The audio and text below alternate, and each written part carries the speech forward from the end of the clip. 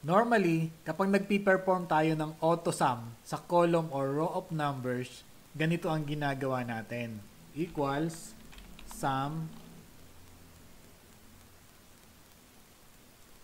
enter. Or, ang ginagamit natin na itong auto-sum. Click. So, automatic na nag-enter ng formula si Excel that uses the sum function to sum the numbers. Enter. Pero, mayroon akong ipapakita sa inyo na mas mabilis gawin ng auto-sum. Burahin muna natin. Alt equal. Press and hold the Alt key plus the equal button. Enter. Diba? Gumagana din yan kahit multiple yung selection mo nung entire sheet. Burahin muna natin. So, select natin tong dalawang to. Then, Alt equal. And that's it.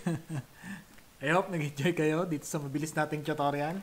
Follow and subscribe for more. Yung mga marunong dyan sa Excel at kung meron kayong mga additional tips, drop nyo lang sa comment section para mabasa naman ng ating mga audience at magkaroon sila ng dagdag kaalaman. See you in the next tutorials.